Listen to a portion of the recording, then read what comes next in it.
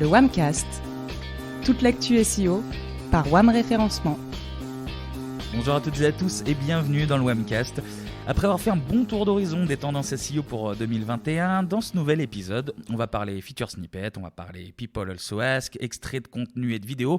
Bref, on va parler réponses fragmentées. Et pour m'accompagner et vous apporter leur éclairage, Florian, chef de projet SEO. Salut bonjour Florian. Kevin, bonjour à tous.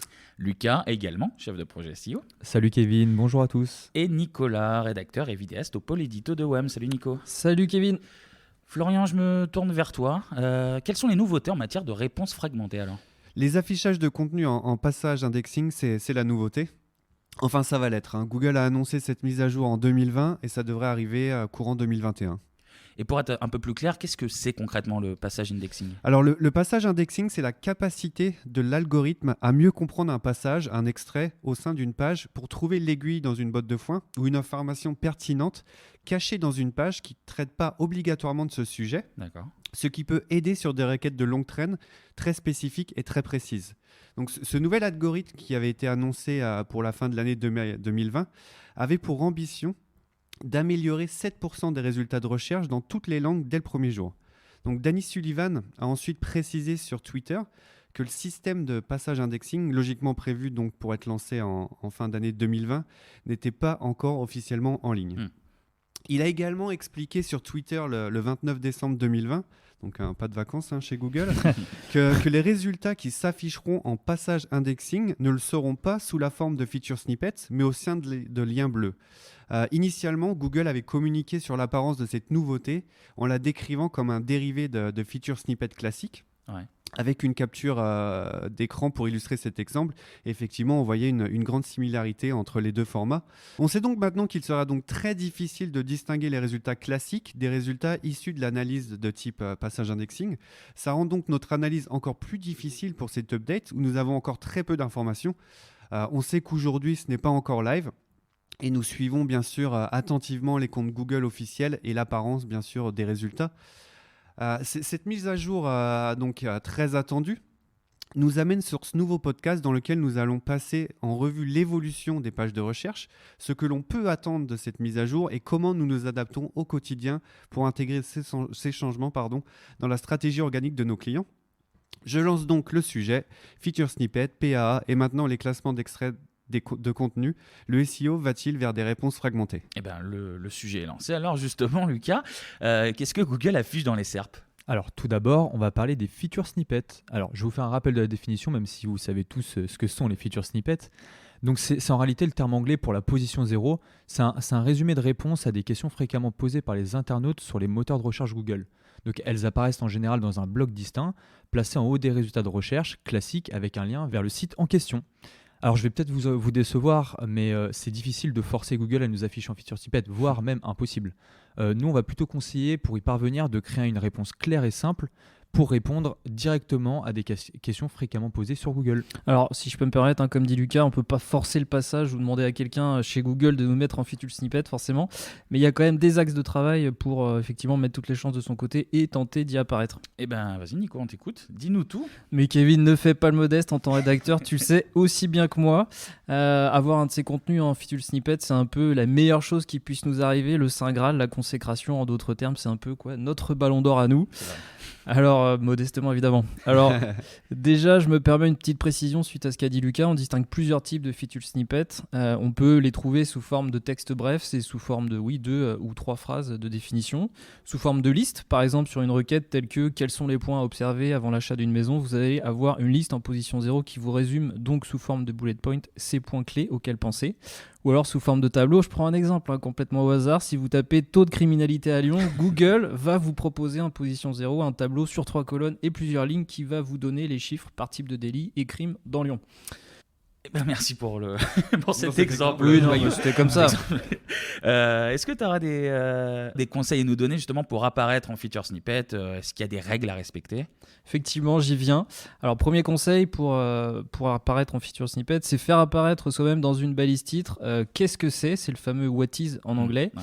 Donc pour apparaître en feature snippet, vous devez chercher un endroit dans votre contenu où apparaît une balise H2 ou H3. Qu'est-ce que ça envoie un signal à Google pour lui faire comprendre que le texte qui pourrait être utilisé en position 0 est juste là sous ses yeux. Très souvent, les pages qui apparaissent en position 0 utilisent ce format. Dans l'idéal, il faut donc ajouter ce H2 ou ce H3 dès le début du contenu, juste en dessous du paragraphe d'introduction. Deuxième conseil, ce serait construire ces phrases très basiquement avec le verbe être. Alors là, les amoureux de la langue française trouveront sans doute ça assez pauvre d'un point de vue linguistique, mais en observant les contenus qui apparaissent en position 0, on constate que le verbe être apparaît quasi systématiquement. C'est un peu comme un aimant, un déclencheur qui permet à Google de trouver l'extrait pertinent à faire apparaître en feature snippet.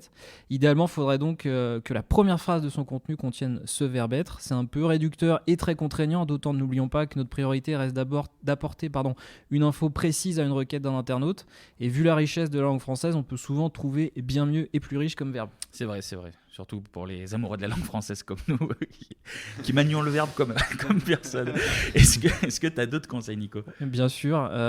Pour apparaître en feature snippet, il faut aussi être capable de savoir définir son sujet en 2-3 phrases. C'est sans doute la règle la plus importante pour apparaître en position 0, mais pas forcément la plus simple à suivre quand on rédige un contenu, rappelons-le, pour l'humain. Puisque les feature snippets sont censés donner le plus d'informations possible en peu de temps. Il faudrait donc être capable de décrire le sujet aussi complètement que possible en 2 ou 3 phrases seulement, autant dire qu'il faut être très très concis. En gros, la première phrase définit le sujet et les deuxième voire troisième apportent 2 ou 3 infos importantes sur le sujet. Il faut donc aller droit au but, être synthétique, précis, tout un art quoi. Un 4e conseil, adapter son contenu au format déjà proposé en feature snippet. Alors je m'explique. Si par exemple vous vous apprêtez à rédiger un contenu comme c'est notre cas et qu'en faisant les recherches sur internet vous vous apercevez qu'un extrait est déjà mis en avant dans une feature snippet, il est indispensable d'adapter votre contenu à cette feature snippet, donc soit sous forme de paragraphe, soit sous forme de liste à puces ou de tableau. Selon le type de feature snippet, il faudra donc ajouter un tableau, une liste ou un paragraphe en 2 ou 3 lignes précis dans votre contenu pour apparaître en position 0. Un 5e conseil, ne pas inclure... Ouais, je me permets, Kevin. Vas-y. Tu me laisses le micro, j'en profite. Un 5e conseil, ne pas inclure le nom de la marque. En effet, ça rend le contenu inéligible pour arriver en position 0 et ça se comprend. Par exemple, vous avez un peu trop forcé à Noël, c'est un exemple parmi tant d'autres, complètement fortuit. Et vous cherchez sur Google quels sont les aliments les plus sains. Tu vises des gens autour de la table, je le sens. Pas du tout, je me sens concerné autant que les autres. Ce qui vous intéresse, c'est de savoir que ce sont par exemple les pommes, les amandes, l'ail ou encore le brocoli qui sont les aliments les plus conseillés pour rééquilibrer votre alimentation. Savoir que c'est telle ou telle enseigne qui les commercialise, ça vous intéresse beaucoup moins. Donc non, on ne met pas le nom de sa marque si on vise la position 0. Un 6e conseil, c'est de ne pas parler à la première personne, pas de je, pas de nous. L'idée, c'est là aussi de donner une réponse générale, donc privilégier la neutralité, d'où le fait qu'on ne doit pas rédiger à la première personne, que ce soit au singulier ou au pluriel. Et si tous ces conseils, là, tout ce que tu nous as préconisé, ça ne fonctionne pas ? En effet, ce n'est pas une science exacte, cher professeur Pinto. Je suis là. Mais si vous appliquez ces conseils, vous mettez quand même toutes les chances de votre côté. Alors, un dernier conseil, ce serait de ne pas hésiter à faire des petites modifs, ce qu'on appelle les itérations. C'est par exemple mieux définir votre sujet, utiliser une formulation plus concise ou mettre en évidence d'autres points clés du sujet. Ça peut suffire. D'accord. Lucas, je reviens vers toi. On a parlé des feature snippets. Est-ce que maintenant tu peux nous parler des PAA ? Bien sûr, donc les PAA, c'est l'acronyme de People Also Ask, donc qui consiste à proposer une liste de questions fréquemment posées par l'internaute en relation avec sa question initiale.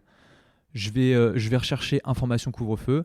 Google va automatiquement me proposer quel est le but du couvre-feu. On parle de réponses fragmentées. Justement, Google propose directement des extraits de contenu.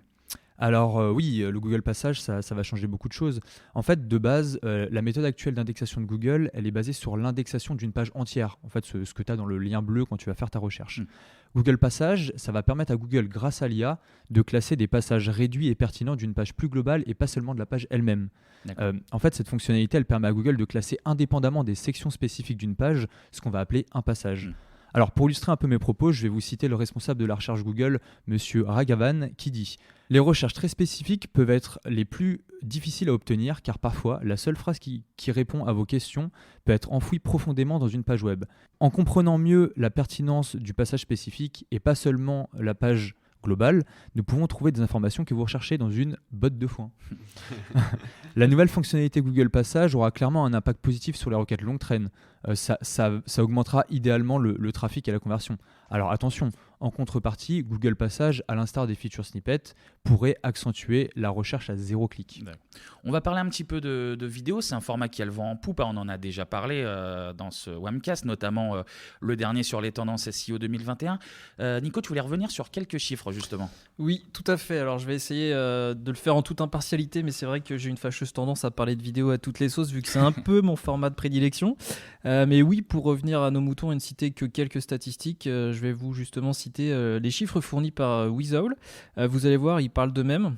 Du côté du marketing, tout d'abord, on note que 85% des entreprises utilisent la vidéo comme outil de marketing. Et 87% des spécialistes de marketing vidéo font état d'une augmentation du trafic sur leur site web grâce aux vidéos. Du côté des internautes maintenant, la tendance se confirme avec 96% des personnes interrogées qui annoncent avoir regardé des vidéos explicatives sur des produits ou services. On notera qu'on est vraiment proche des 100%. Oui. On est vraiment pas loin.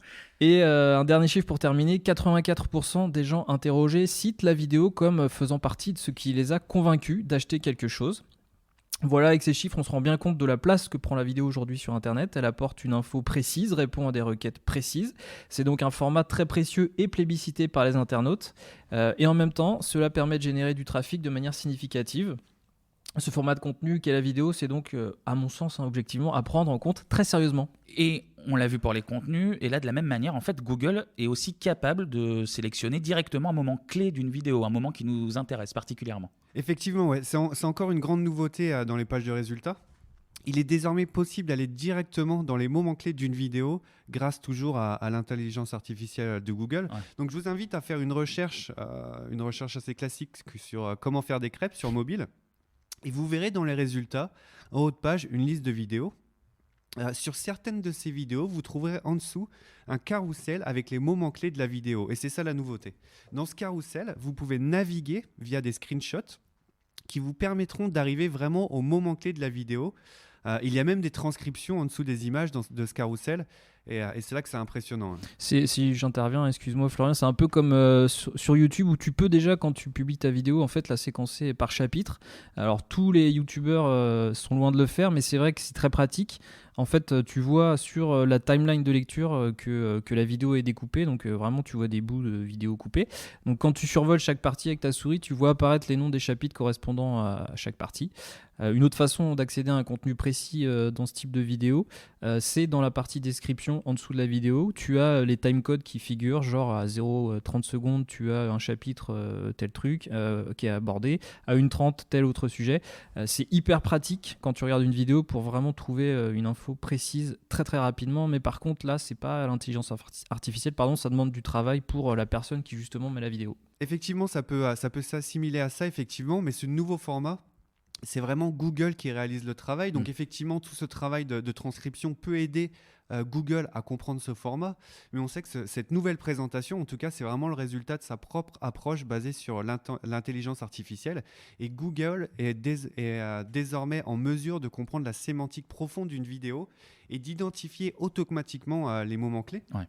Donc cela permet à Google de marquer ces moments clés dans la vidéo afin que vous puissiez parcourir comme les chapitres d'un livre.